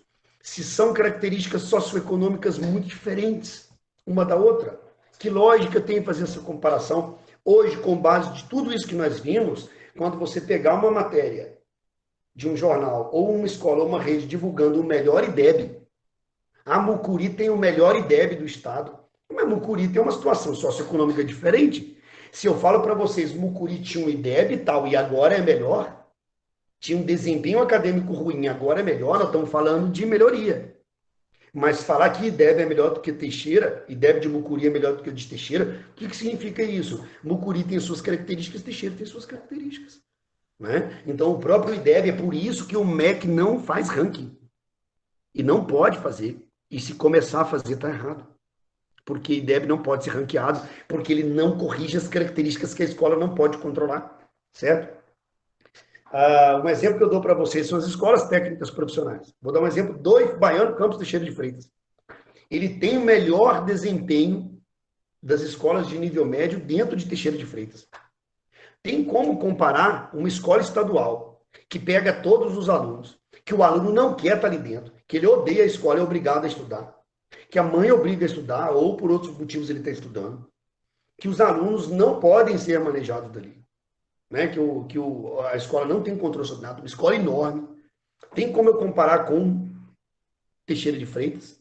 Ó, com o Campus Teixeira de Freitas do Baiano, que o aluno quer estudar lá porque é uma escola boa. Ele faz de tudo para estudar. Ele tem um processo para ingressar. Só vai selecionar aqueles melhores alunos que vêm das escolas do ensino fundamental para estudar no Campus Teixeira de Freitas. Os pais são muito motivados. Você dá um telefonema, você fala que vai ter reunião de pais. Aquele galpão lota de pai de aluno que não cabe mais, porque os pais são muito preocupados com a educação do filho. Eu te pergunto, tem como o IDEB ser ruim? Se todos os professores faltarem todos os dias, o IDEB vai ser bom. Claro que o fato de ter professores com mestrado, doutorado, professores com uma carreira sólida, com bons salários, tudo aquilo ali vai afetar o desempenho acadêmico. Claro que a presença da equipe técnico-pedagógica, eu sou coordenador, eu sou técnico em assuntos educacionais e coordenador de EAD do Campus Teixeira de Freitas, me mobilizo muito, me dedico muito para que haja qualidade na educação. Claro que vai melhorar, mas já tem o fator externo, a escola que vai ajudar. O fator interno da escola, do IF Baiano, o Campus Teixeira de Freitas, é bom. Bons professores, bons técnicos, uma boa estrutura até. Isso é bom. Só que o fator extraescolar que a gente não controla é imensamente melhor do que as outras escolas. E é isso que nós precisamos compreender. Partindo dessa ideia, a gente vem aqui para a Fundação Lehman de novo, né? Para a QEDU. Eles fizeram estudos, pessoal. Isso é muito legal. Porque lembra que eu falei do relatório Coleman, que fala assim, escolas que recebem alunos de baixo nível socioeconômico, não tem jeito. É impossível. Os alunos não vão aprender. Com o tempo, a gente foi provando que é mentira. Isso é mito. É mais difícil, pessoal. É mais difícil ensinar para grupos de baixo nível socioeconômico. Mas é possível. E olha o que é esse estudo chamado Excelência com Equidade, da Fundação Lehman e do Itaú BBA. Veja o que eles encontraram. Isso aqui está disponível na internet, tá? Só digitar lá Excelência com Equidade. Vou passar o link também depois para vocês. E aí aqui, eles fizeram um estudo com escolas de baixo nível socioeconômico que apresentam elevado indicador de qualidade das aprendizagens em geral. Então, quer dizer, escolas que tinham expectativa de ter baixo nível socioeconômico, né, por ter baixo nível socioeconômico, tinham expectativa de ter resultado ruim e apresentam resultados excelentes. E sabe o que o estudo mostra? Que a única coisa que eles fizeram é garantir que todos os alunos aprendam o básico. É dar até um passo atrás. Peraí, meu currículo está muito cheio. Eu estou ensinando muita coisa e os alunos não estão aprendendo. Vamos ensinar o básico? Se vocês pegarem os vídeos, eu não tenho como rodar ele aqui, depois eu posso tentar, a partir dessa plataforma, rodar o vídeo diretamente, mas você vai ver que as aulas são normais. Professor interagindo com o aluno, professor ensinando. Agora, é uma sala de aula ordenada. Vocês podem perceber nessa imagem que está aí na tela que não tem luxo. A escola é de periferia, o quadro é de giz, e os alunos aprendem muito. Aprendem muito porque a gestão entendeu o que tinha que fazer. Foi lá e fez. Olha, por exemplo, os resultados dessas escolas. E aí, eles fizeram primeiro com o ensino fundamental 1, depois ensino fundamental 2, e agora fizeram um do ensino médio. E olha que legal. São escolas de baixo nível socioeconômico. Pelo menos 70% dos alunos têm desempenho adequado. Pelo menos 70%, alguns chegam muito mais. No máximo 5% dos alunos insuficientes. No máximo 5%. Tá? E a taxa de participação na prova Brasil é elevada. 70%. Foi critério para entrar no estudo. E aí foi acompanhado o IDEB delas. Né? Isso para o ensino fundamental foi nesse período, né? Fundamental 1, e os outros estudos foi acompanhado outro período. E aí todos tiveram pelo menos 6. Todas as 215 escolas de baixo nível socioeconômico. Se vocês lembrarem daquela apresentação que eu fiz, é aquela parte do gráfico onde tinha quase nenhum estudante com alto desempenho. É ali que estão localizados esses alunos que aqui apresentam elevado desempenho, porque essas escolas fizeram o básico. Então, esse documento aqui é leitura obrigatória. Tá? E aí, você tem algumas escolas que foram especificamente estudadas. Olha só, pessoal.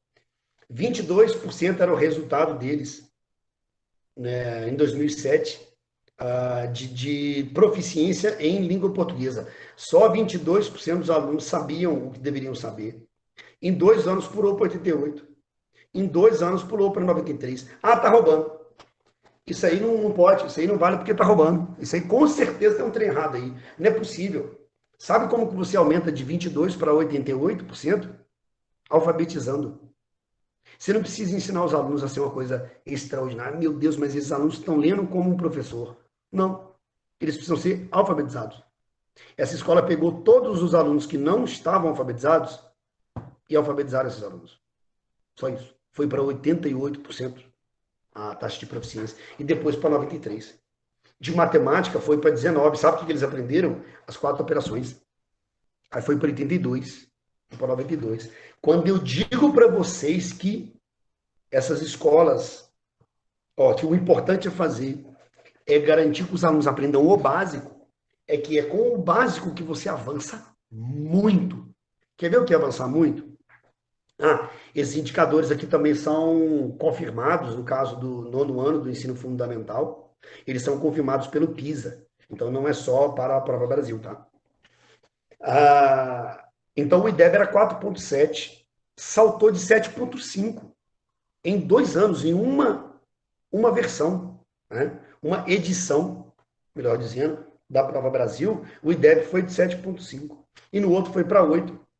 Vocês têm noção do que seja um IDEB de 8? É um IDEB muito bom. É IDEB típico de país muito desenvolvido. É basicamente o que seria o correspondente para o IDEB para a Finlândia. Isso é muito elevado. E aí as boas práticas, né? Definir metas que possam ser alcançadas. Usar dados sobre aprendizagem. É por isso que eu recomendei o QEDU, para pegar os dados de aprendizagem, pegar o resultado da Prova Brasil, saber o que os alunos estão aprendendo e não estão, e fazer com que os próximos alunos que estão chegando aprendam aquilo ali.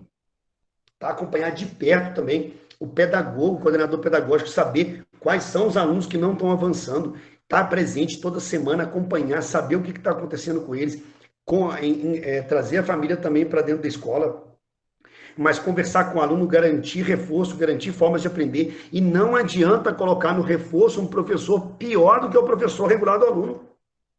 Não adianta. Reforço não é lugar para garantir um cargo temporário para um professor que está desempregado. Reforço não é um espaço para garantir aula extra para professor que está precisando de renda. Isso é outra coisa. Reforço é uma política pública, pensada nos melhores professores, pensada nas melhores estratégias de ensino e pensada no currículo que os alunos não aprenderam. Não adianta eu pegar um aluno de baixo desempenho do 9º ano e ensinar para ele o conteúdo de alto desempenho do 9º ano. Se eu tenho um aluno que não sabe somar no 9º ano, ele vai para o reforço para aprender a somar. Se eu tenho um aluno que não sabe ler e escrever no 5º ano, não adianta pôr ele no reforço no 5º ano e botar conteúdo avançado no 5º ano. Eu tenho que ensinar esse aluno a ler e a escrever. É para isso que serve o reforço. É para tirar o aluno da condição onde ele está, retornando do que ele deveria saber. A melhor forma de avançar no IDEB e fazer isso aqui que as escolas fizeram, essa é a anterior, né? As próximas também, ó. A melhor forma de fazer isso é ensinar o básico para todo mundo. Agora, olha que interessante. Olha essa escola aqui. IDEB 7.8, tá? Olha a fachada da escola. Olha essa rua. Olha essa calçada.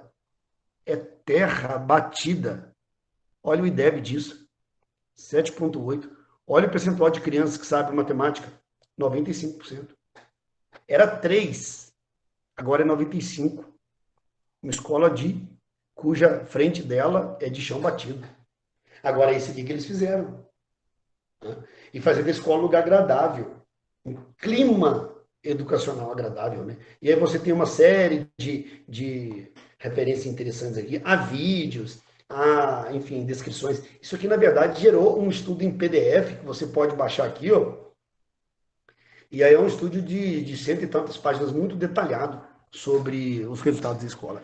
Recomendo também o endereço da Fundação Neumann. Hoje, eu vou mandar para a Janaína todo o material do nosso encontro que todo gestor deve ler, deve ter a intimidade com aquilo para poder garantir que as nossas escolas saiam do percentual. Que Mucuri não é isso aqui. Olha que legal, gente. Mucuri, vou pegar aquele. Não é isso aqui. Não é. Mucuri é melhor do que isso aqui. É muito mais fácil para Mucuri alcançar isso aqui. É muito mais fácil. Imagina Mucuri com IDEB de 8,5. Vai fazer inveja até no Ceará. Vai fazer inveja em Sobral. Agora, precisa saber o que está fazendo e pensar nessas estratégias, não é? Para isso. Eu vou pedir agora, pessoal, com base nessas ideias que nós tivemos, eu vou compartilhar com vocês aqui um link de uma planilha. E a partir dessa planilha, deixa eu configurar aqui para todo mundo poder escrever, tá só como leitor, como editor. Pronto. E aí eu vou compartilhar o link dessa planilha e a gente vai, durante os próximos 30 minutos, produzir junto. Então vocês vão acessar esse documento, é uma planilha parecida com a planilha do Excel, e a gente vai pensar em várias estratégias que a gente pode adotar, baseado nos nossos 4 encontros, para melhorar o desempenho educacional dos nossos estudantes e melhorar o IDEB. Eu tenho tanta tranquilidade, depois de 4 encontros, falar assim, melhorar o IDEB. E eu tenho certeza que todos já entenderam que melhorar o IDEB não é um indicador. Melhorar o IDEB é garantir a qualidade, primeiro, da prova e a qualidade de todos, porque eu melhorei o fluxo. Tá? Então, pensando nas ideias de qualidade da aprendizagem refletida na Prova Brasil e pensando na ideia do fluxo, vamos acessar esse link aí, vamos abrir a planilha, eu vou compartilhar a tela aqui, permitindo que a planilha fique aqui, e aí a gente vai preencher juntos lá. Eu peço que quem está pelo celular tente acessar aí também. Aí quem está no celular vai ter que clicar num lapisinho. Tem um lápis que permite que você edite o texto, tá? E quem está no computador não vai precisar fazer isso, é só entrar lá e já começar a editar. Então nós temos aqui nessa planilha, ó, os problemas que potencialmente afetam os resultados educacionais, a ação que a gente pode fazer, os envolvidos e o resultado esperado. Eu vou começar aqui, ó, já escrevendo uma coisa. Fluxo insuficiente. Uma escola pode apresentar um problema de fluxo insuficiente, né? E aí, que estratégia, que ação que a gente pode ter? Se alguém quiser já colocar aqui, ó, já começar a escrever uma ação. Mas eu tenho uma ideia. O colega colocou aqui uma ideia que é uma ação para o fluxo. Mas eu também tinha uma outra ação para o fluxo. Não tem problema, a gente escreve aqui também, ó, fluxo insuficiente, e escreve aqui a outra ação, uma ação 2. Viu? E aí a gente vai preenchendo essa planilha aqui com essas ideias. Então, considerando já o fluxo e outros problemas educacionais que vocês podem imaginar, aqui, por exemplo, ó, desempenho em língua portuguesa, desempenho em matemática, e por aí vai. Tá ocupado, eu posso copiar isso aqui, ó, e colar aqui embaixo, ó. Não tem problema. Posso copiar isso aqui, ó, e colar aqui embaixo. Depois eu vou organizar a planilha e deixar ela toda certinha. Eu só quero que você pense em um problema e pense em uma ação que pode ajudar a melhorar os nossos indicadores educacionais. E aí a gente vai pensar juntos aqui quais são os envolvidos e qual o resultado esperado. Então, vamos começar a trabalhar? Vamos pegar essa planilha aqui e começar a preencher ela. Já coloquei alguns problemas aqui que você pode partir dele já.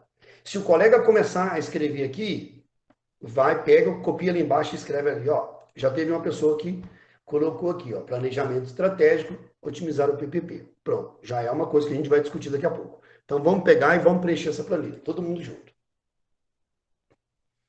A gente pode ir lá acessar e ir preenchendo, ele vai estar aqui na tela, vai estar mexendo. Vou desabilitar a câmera aqui por um minuto para vocês fazerem isso e eu já volto em alguns minutos enquanto a gente vai trabalhando lá.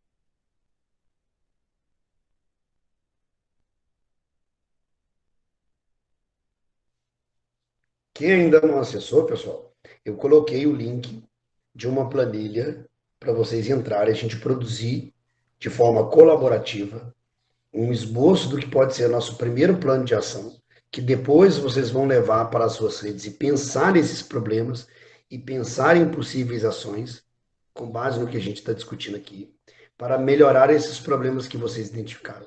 Então, por favor, entre no link, acesse a planilha e comece a escrever lá com a gente, para a gente produzir isso colaborativamente. Quem fez somente pelo celular, né, quem está acessando pelo celular, precisa acessar o documento e clicar no sinalzinho de lápis, um lapisinho que tem para você conseguir editar o documento, viu?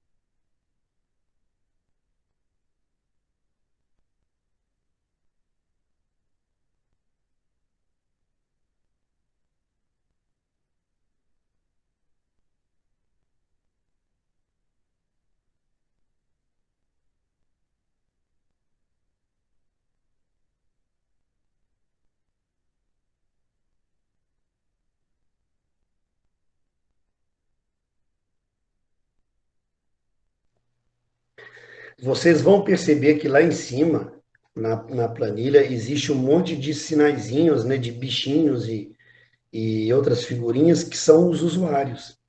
Como vocês estão entrando por um link, vocês aparecem lá, um é jiboia, o outro é jacaré, o outro é chacal, tudo anônimo. Esses sinaizinhos lá em cima representam cada um de vocês, tá? Então dá para saber, por exemplo, quem é que está escrevendo em cada célula e tal.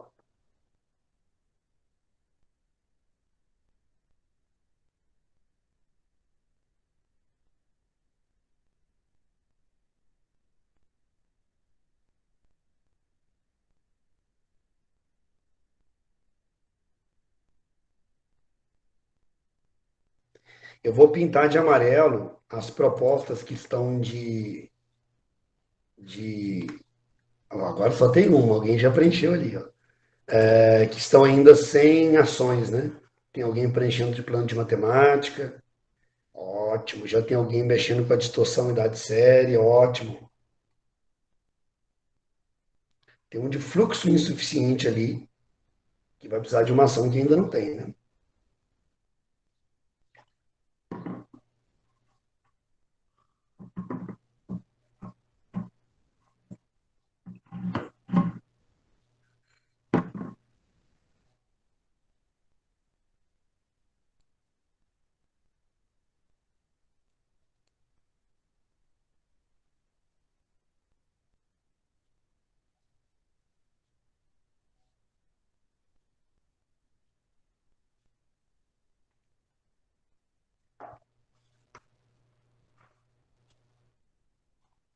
Muito bem, a gente não vai chegar, pelo ritmo de produção de vocês, a gente não vai chegar a 30 minutos, não. Vamos até as 10h40, e aí o que a gente tiver produzido às 10h40, a gente volta para discutir na sala.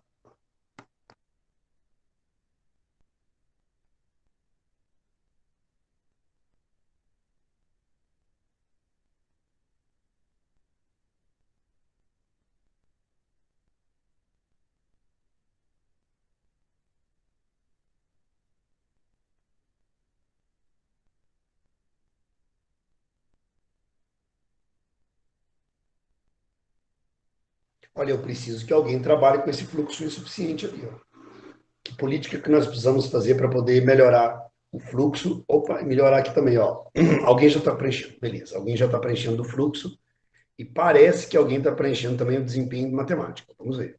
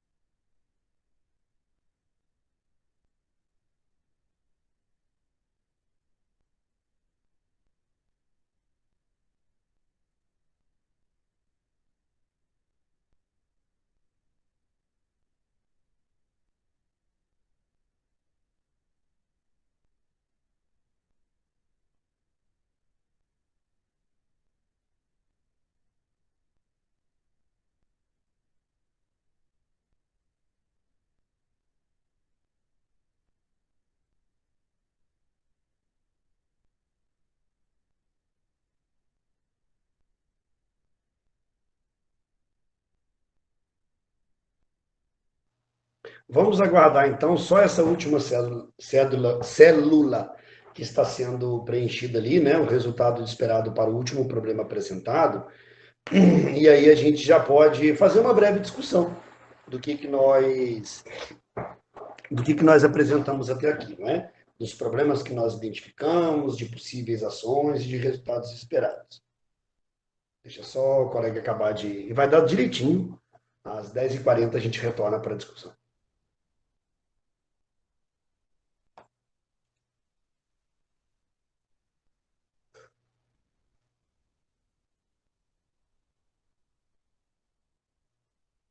Pronto. Então, pessoal, nós temos aqui, ó, nós vamos começar, não é? Nós propusemos um problema que afeta os resultados educacionais. Eu vou aumentar aqui, inclusive, o zoom, para a gente conseguir visualizar na tela, que vocês quiserem voltar para a reunião. Se quiser ficar na sala deixa eu botar 120. Se vocês quiserem ficar na sala, quiserem ficar na planilha também, tanto faz, tá bom? E a gente tem aqui, então, ó, o primeiro problema apresentado, e aqui ficou sem o problema. A pessoa colocou aqui as outras características e não colocou o problema que ele identificou. Se a pessoa puder voltar e colocar aqui, a gente pode ver. Então, pessoal, é claro que isso aqui que eu fiz agora é algo muito resumido, tá? Aqui na frente também poderia colocar um indicador para acompanhar, né? Se está ou não está alcançando o resultado, entre outras coisas que a gente pode fazer para poder acompanhar aí o nosso caminho, né? Se é um indicador que a gente está acompanhando se está melhorando, ou um indicador que vai já dar o resultado final e etc, né? Mas isso aqui é só para a gente ter um primeiro passo dentro de tudo que a gente conversou esses encontros, e aí a gente continuar para implementar isso nas escolas e implementar isso nas Secretarias de Educação, né? E, sobretudo, ter uma noção muito clara para que o ano que vem, durante uma programação maior, uma formação maior para os professores, a gente possa levar essas ideias aqui para essa discussão mais ampla, né? Então, o primeiro problema apresentado aqui, ó, foi fluxo insuficiente. É aquele problema que a gente mostrou que, poxa, o resultado na Prova Brasil nem é tão ruim, digamos que seja 6 na nota padronizada, né?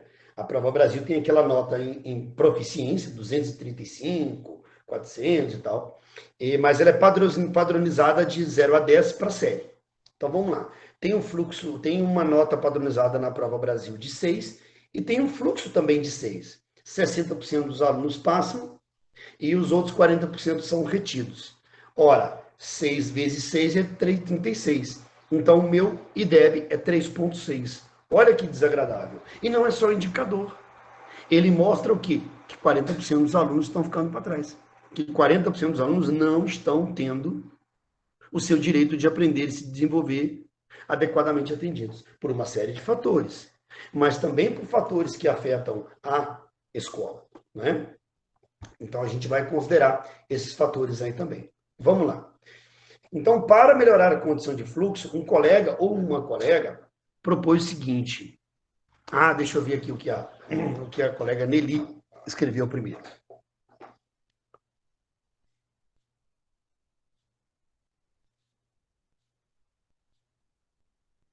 Sim, Nelly. Ótimo, Nelly. Eu fico muito feliz, sabe? Na verdade, Nelly, se você pegar todas as pessoas que hoje têm melhores condições, um certo percentual delas teve acesso teve um resultado que foge da curva. Quer ver? Eu vou colocar aqui para representar o que a Nelly chama de ponto fora da curva. Está na apresentação. Aqui, ó. Veja, Nelly.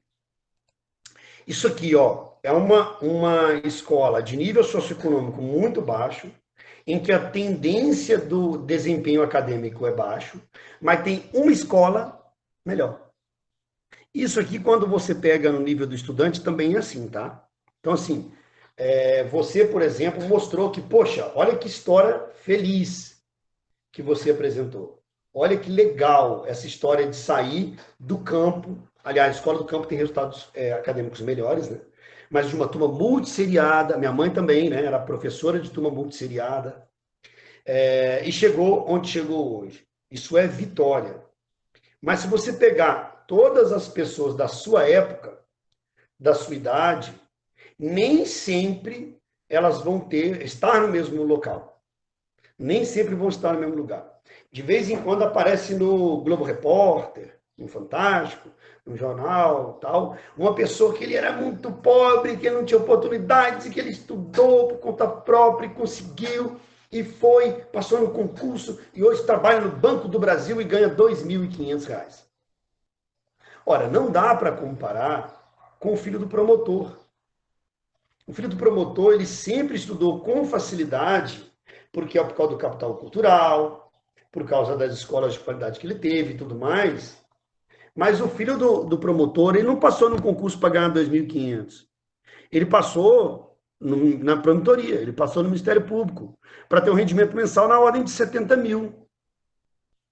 Então, quando eu apresento aquele gráfico para vocês e mostro o alto desempenho, eu não estou falando nem da gente, que somos servidores públicos, mas que estamos num extrato de serviço público menor. Eu estou falando de alto serviço público, eu estou falando de médicos que ganham 100, 120 mil reais por mês. Então, são oportunidades muito diferentes, né? E a regra, Nelly, é que as pessoas que naquele tempo tiveram o mesmo tipo de escola que você, não tenham tido os mesmos resultados. Né? Então, quer dizer, igual o seu filho hoje teve uma oportunidade de estudar no IFES, não é isso? Não, nos anos estudantes estudei com filhos da elite agrária. Pois é, então, elite agrária. Agora, se você pega, por exemplo, estudantes que já eram de classe média naquele tempo, eles tiveram mais facilidade para alcançar. Acho que você usou uma palavra muito feliz, tá? Sobrevivente. É sobrevivente. Porque a regra não é essa. E quem chegou lá, primeiro, tem mérito e muitas vezes é uma valorização dos pais também, né? Muitas vezes, meus pais, eles não tinham alfabetização, eles tinham baixa escolarização, como você disse, assinavam o nome, mas falavam assim, minha filha vai ter escola. Eu vou trabalhar de sol a sol, vou para a roça, mas a minha filha vai ter escola. Não é desse pai que nós estamos falando. Esse pai ainda tem o fator renda, escolaridade, mas não tem o fator cultural. O grande fator cultural talvez seja a valorização da escola.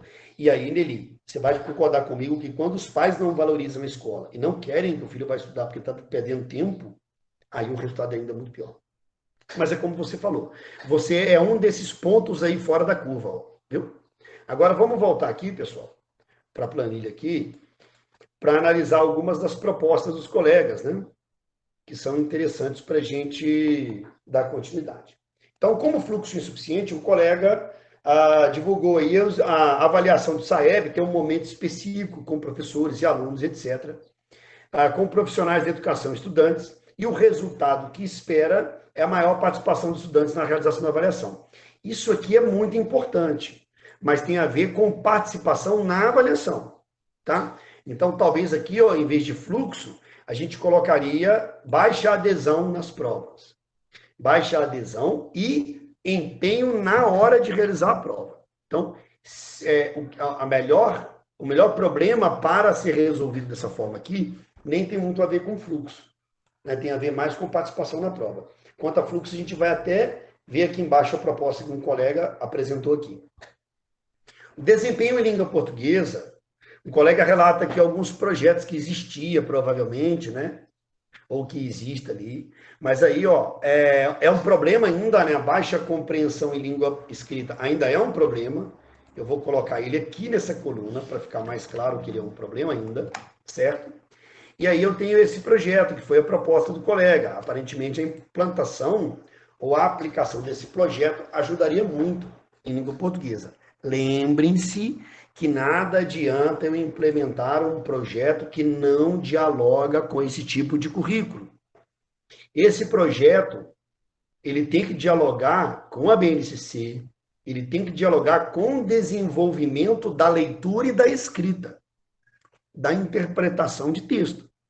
Ora, se o que é importante para a gente, nós assumimos isso inclusive na BNCC, se o importante para a gente é que as crianças leiam, entendem o que leem e possam escrever, não adianta eu fazer um projeto para o aluno ficar fazendo análise sintática. Aprender gramática é importante, mas não ficar o tempo todo só fazendo isso. Verbo transitivo direto, objeto direto, e na verdade ele não está lendo textos, não está se apropriando de textos. Então, todos os projetos que a gente vai implementar, eles têm que estar voltados para esse tipo de competência, que nós assumimos que é importante.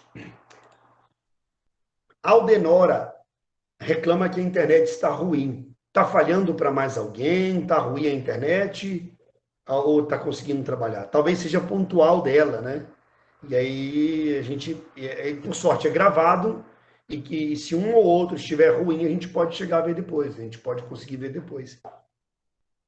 Aldenora, então eu recomendo que, além de participar agora, depois você pegue essa parte final na gravação. A gente só tem mais 10 minutos e aí você consegue ver na gravação, viu? E aí os envolvidos, né, ele sinaliza aqui que a comunidade escolar, a família, coordenação, professores, diretores e a SEMI, lembrando que vai ter uma pessoa que vai coordenar e vai ter uma pessoa que vai aplicar. Então é o quê? A SEMI coordena a política, o projeto em todas as escolas? Ou é a escola que vai implementar? É o diretor que é responsável pela implementação? E quem é que vai aplicar? É o professor e tal. Então, lembrar de, na hora de colocar os envolvidos, a gente vai ter que detalhar isso melhor, né? Como que ele é envolvido? A família garante que o aluno participe do projeto, frequente. A coordenação vai acompanhar o planejamento. A direção vai implementar na escola, vai escolher o professor. A SEMI vai garantir o recurso, vai dar a carga horária para o professor. E aí detalhar como que cada um participa. Como eu falei, essa planilha é reduzida. Ela é de onde nós vamos partir para depois vocês desencadearem mais ações. O resultado esperado é maior participação. É o desenvolvimento da competência leitura e escrita. Olha que legal. É desenvolvimento de leitura e de escrita. Por isso que o currículo lá, as atividades não podem ser sobre outro assunto. Aqui a gente não sinalizou um problema, né? Mas a proposta foi o projeto de intervenção pedagógica, envolvendo aí todos esses atores que a gente já conhece, e o resultado é esse aqui. Lembrando, pessoal, que eu coloquei aqui do lado, ó, as escolas devem fazer isso nos seus PPPs, tá? Tem um projeto com tudo isso aqui que eu estou propondo, um plano de ação, vai analisar lá, olha, o nosso resultado no IDEB é tanto. Nossa meta é melhorar o IDEB para tanto. Para isso, nós temos esse problema, nossa taxa de fluxo é essa. Nós queremos zerar a taxa de fluxo. Então, aqui, ó, tá vendo aqui, ó? Se a taxa de fluxo é de, digamos, 70%, o indicador que eu vou colocar é taxa de fluxo de 100%. Ou, como o IDEB chama, né? D1.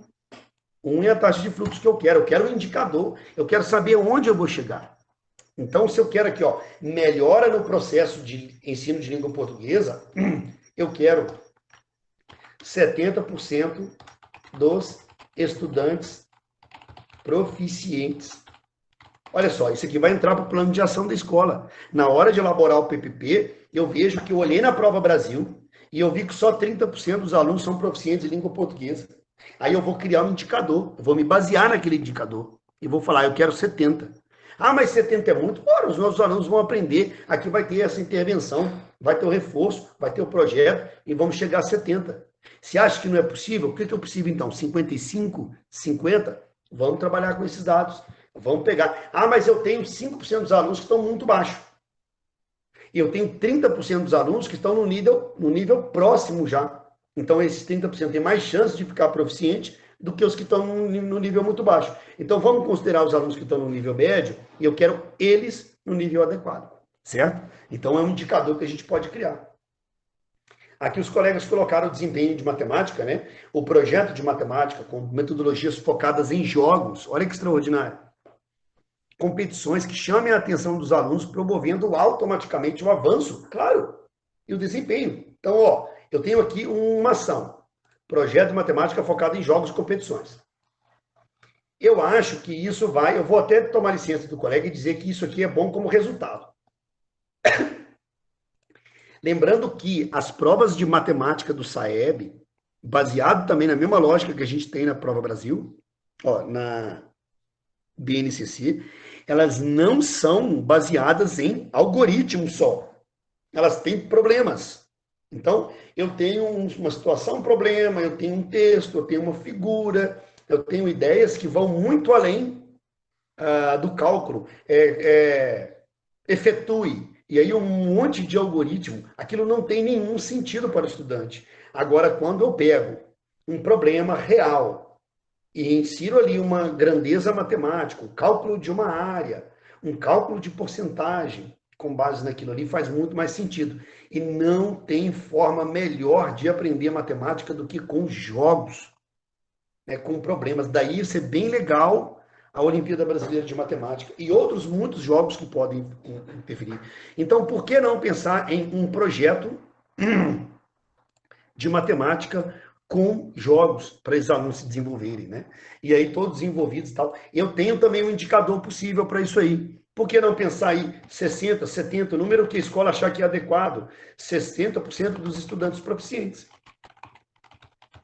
Tá bem? Né? É uma medida que a gente pode chegar. Proficientes. Pronto. É uma medida que a gente pode alcançar. Vocês vão estabelecer qual é essa medida, mas o importante é que as escolas pensem nesse cálculo, né? Outro problema aqui, ó, fluxo insuficiente.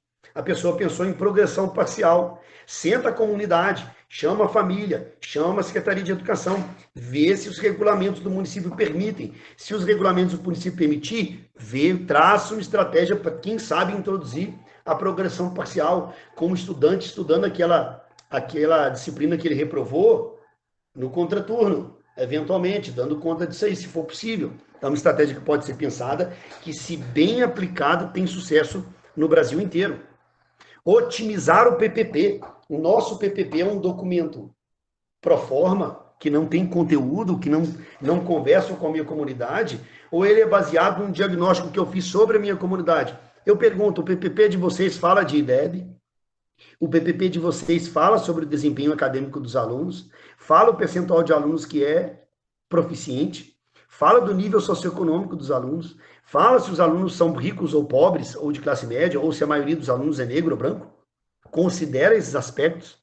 Dialoga como o que os alunos vão aprender e como vão aprender, lembrando que PPP não é construído por diretor, é construído por toda a comunidade. Outras estratégias aqui, ó. Identificar os alunos com dificuldade. Essa aqui é uma ação diagnóstica. Antes de começar todos os projetos, antes de começar todas as ações, é preciso saber qual aluno aprendeu e não aprendeu. E o aluno que não está aprendendo, é preciso relacionar quais são para garantir a eles essa aprendizagem. Então, isso aqui é uma ação diagnóstica, né? E aí, qual que é o resultado esperado? Primeiro, o resultado esperado é elencar, é dizer quais alunos vão participar. E depois, lá na frente, vão alfabetizar, né? Só que isso aqui é muito mais complexo. Você alcançar esse resultado não requer só a identificação, né? Você precisa identificar e precisa ter uma política, eventualmente um reforço para essa criança, para, enfim, alcançar isso. O primeiro resultado esperado aqui é o quê? Relacionar uma lista de alunos que são com baixo desempenho, certo? O déficit de aprendizagem, a progressão parcial do sexto a nono, com formação de turmas específicas, visando o trabalho com estratégias diferenciadas, principalmente de língua portuguesa e matemática. E aqui eu vou acrescentar a ideia da colega, tá? Que vem aqui para baixo também, ó. Programas de correção de fluxo, né? De regularização de fluxo. Os municípios utilizam muito pouco do Brasil, de algo que a LDB permite, chama turma especial não seriada. Eu tenho lá, do sexto ao nono, eu fiz um diagnóstico na rede e constatei que 2, 3 escolas que até estão próximas, esses alunos ali, há muitos alunos que não são alfabetizados do sexto ao nono. Eu posso convidar esses alunos a sair daquelas turmas que eles não estão entendendo nada, alfabetizados que eu digo é plenamente alfabetizado, né? Eles estão em turmas que não estão aprendendo nada, com conhecimentos muito complexos, e colocar eles numa turma de consolidação da alfabetização. Aí o que essa turma abre? É primeiro aninho? É segundo aninho? É terceiro aninho? É quinto ano? Não, ela não é seriada. Ela é uma turma de consolidação da alfabetização. E não precisa nem chamar consolidação da alfabetização para o aluno ficar constrangido. É uma turma especial. E aquela turma especial, o aluno vai ser alfabetizado. E uma vez que ele está apto, ele vai ser remanejado para o sexto ano. Não é? A LDB permite também a recolocação do estudante sem a necessidade de passar de ano. Não precisa terminar o ano letivo. Aquele aluno precisa fazer prova, passar de ano, acumular 100 pontos. Ele pode ficar numa turma especial de alfabetização. Uma vez que ele está alfabetizado, eu coloco ele já no sexto ano, por exemplo. Digamos que eu tenha um aluno no terceiro ano, que tem 12 anos. Terceiro aninho, 12 anos. Ele não se alfabetizou. Eu coloco ele com outros adolescentes para alfabetizar, e aqueles que já se alfabetizaram em um ritmo legal para o quinto ano, eu já matriculo no ano que vem no sexto. Ele não precisa fazer o quarto e o quinto ano. Isso é bobagem. A ideia de que aí o aluno precisa fazer terceiro, quarto, quinto. Aluno que está em distorção de idade série, ele pode ser, se ele for plenamente alfabetizado, ele pode ser recolocado já no sexto ano, de acordo com a idade dele, desde que ele tenha um projeto de intervenção adequado para ele. E aí ele não vai ficar nem no terceiro aninho com as crianças, prejudicando a aula no terceiro ano, e nem vai ficar numa turma que ele não entende nada. Ele vai ficar numa turma adequada. Né? E aí vai aprender aquilo ali que ele precisa e a gente vai corrigir a idade séria. Então, programas de fluxo, pessoal, não é só aquele que o aluno faz uma série em 6 meses, não. Programa de correção de fluxo pode ser sem série, não seriado, de modo que eu ensine que o aluno tem que aprender. Ah, mas qual vai ser o conteúdo aqui que a gente vai pôr na turma especial? Não sei. Vamos avaliar os alunos? Ver como eles estão? Se eles não sabem, eu vou ensinar. E aí depois a gente vai matricular ele na turma que for mais adequada para ele. É a melhor forma para fazer correção de fluxo. E a ausência de... Esse ausência de reforço não é bem um problema, tá? O problema é que é baixo desempenho acadêmico. Aí a colega falou que, né, apontou muito bem, ou o colega, né, identificar os alunos com necessidade de reforço, isso aí. E aí, qual que é a ação também? O reforço no turno inverso. Então, os dois aqui são ações, certo? De um problema maior, envolvendo todos esses. Bom, pessoal, essa final que a gente fez na planilha aqui, um começo de plano de ação que a gente fez, é uma ideia que a gente começou a introduzir pensando tudo aquilo que a gente estudou, tudo aquilo que a gente viu durante esse curso, de forma mais concreta.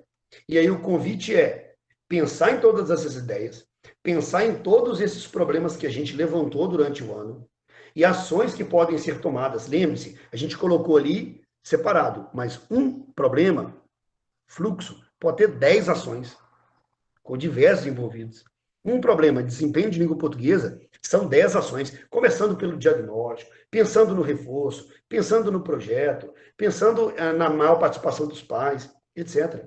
A revisão do PPP, por exemplo, é uma ação. Né? Então, assim, são várias ações que a gente pode ter, que inclusive podem ser medidas como indicador, a partir desses problemas que a gente identificou. E com isso, a gente encerra essa etapa, não é, do curso, agradecendo muitíssimo a atenção de todos que ficaram até o final e a participação no preenchimento daquela planilha, a participação aqui no chat foi maravilhoso. E aí eu vou enviar links pela Janaína de tudo aquilo que a gente precisa ver, e esses links podem se dedicar a ele com tranquilidade, eles também já estão contabilizados como carga horária do curso, tá? Então eu vou mandar esse que eu falei agora da Fundação Lema, que chama Qualidade com Equidade, viu? E todo o material para vocês conseguirem ler. A partir de agora eu estou à disposição aí para esclarecer dúvida, para comentários, alguma coisa que precise ser feito. E já aproveito para agradecer a oportunidade e agradecer a participação de todos. Muito obrigado, pessoal.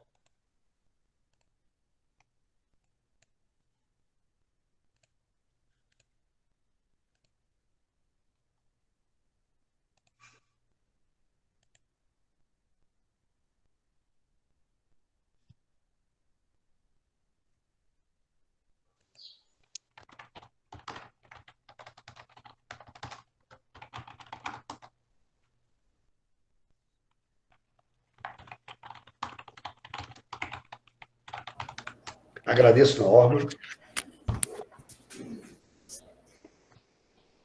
Abner, mais uma vez, a gente só tem a agradecer. Esses 4 encontros foram de extrema importância, muito aprendizado.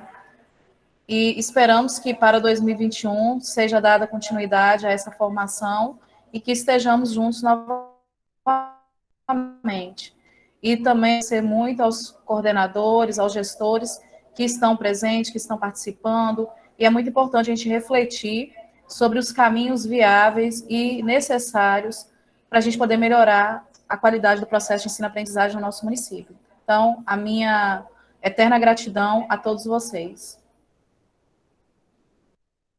Pessoal, infelizmente nós não pudemos aqui, também graças ao tipo de tecnologia que nós estamos usando, fazer um momento de apresentação que eu pudesse conhecer a todos, né? Muitos participaram aqui do chat e tal. Eu tenho certeza que na próxima oportunidade a gente vai fazer um evento para conhecer melhor a turma, né? Conhecer todos os participantes e ver o rostinho de cada um e ver e ouvir a voz e a apresentação de todos. Mas também por causa do tempo e por causa das características dessa mídia aqui e da internet que nós tínhamos, nós não pudemos fazer isso dessa vez. Eu espero que da próxima vez a gente faça isso detidamente para poder todo mundo se apresentar, tá bom?